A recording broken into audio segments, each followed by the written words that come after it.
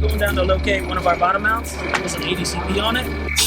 And pressure gauge, measuring tides.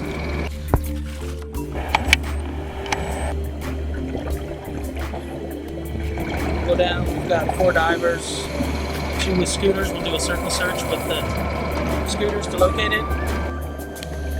Visibility's not great. The biggest key is having a really good position on them. You know, so when we deploy it, we make sure we know exactly where it is. And then, you know, the guys with the boat are really good on getting us right on the numbers when we drop the marker float.